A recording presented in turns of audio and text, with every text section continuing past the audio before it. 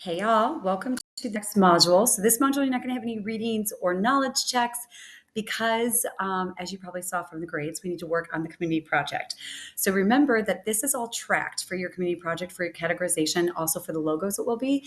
Went through the first crawl, and this is an all or nothing. So there is a small percentage of what they'll allow you to have for errors, but it's either a 0 or 100 because this goes to your service hour learning hours. So you got to make sure that you're doing it perfectly for them.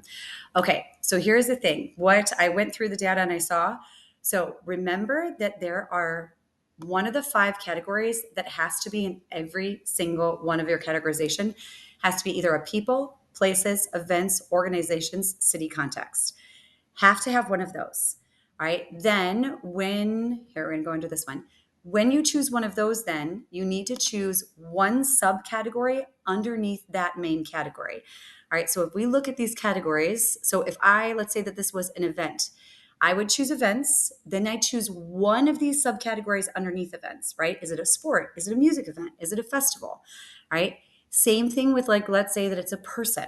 All right. If it's an interview of a person, for example, I would choose people, but then I have to choose, is it a chef, a dancer, an educator, an entrepreneur, etc. So those are the first 2 categories. One has to be the main category, right? Which is always going to be on this left-hand side. And then one has to be one of the subcategories under that heading. Then the last one is always going to be a style or voice. You do not have to check style voice. A lot of you check style voice. You don't need that. But you do need to choose what type of voice is it written in. Is it an audio podcast? Is it a video? Is it a piece of creative writing? Now, if you're having difficulties, like some of you have poems, well, you automatically know that's going to be creative writing because it's a poem. One of the poems was about the saints. Then you know it's about an event, and that event is sports. So you would click sports and you would click events. All right, so you want to look at what is the topic of the poem, and then you can put it in creative writing. There may be a poem about the sidewalks of New York. Of New Orleans. Now you know where I am at. A sidewalk of New Orleans. Then you would choose place, neighborhood, creative writing. All right. So remember, it has to be one of those 5 categories, one subcategory underneath that, and then one type of style or voice. All right. So I'm going to show you one that got the 100 where it was totally good. Congratulations. July 2019. And you were also August 2019. But let's look at we'll just start with July. All right, so you're going to see this one is looking good too. City context, health, reflection, perfect on that one. Whoever had that one, good job. All right, then I'm looking at the next one, also looks good. So you're going to see, we know that it's an event. It's one of the main categories. Dance and theater, that's a type of event. And it's a review and critique. That's the style of voice. How about this one? It's a person who's extraordinary. It may not say specifically if they are a writer, if they're an artist, if they're a visual artist. So it could be just an extraordinary person. And it's an interview.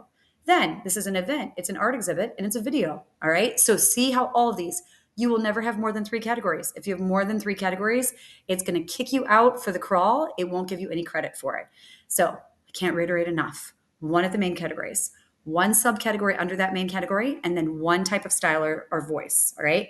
So you're going to need to go back and you're going to need to change all of these. So if you're like, I don't remember what my dates were, I'm going to put them in our community project page. All right. So remember our community project page, which has all your logins, all of that. This one is going to be for the second month's round 2.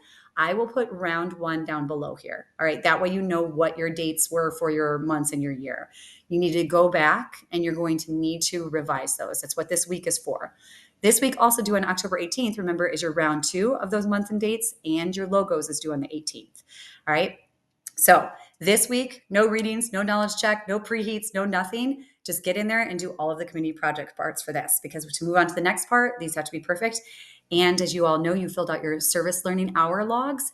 Those are now going to go through CPS. This is all going to knock that down, because if you didn't get 100 on that, it's not going to give you any of those hours. So I can't do anything about that part. Make sure you get it done. All right. Let me know if you have any questions and keep on going. Thanks, y'all.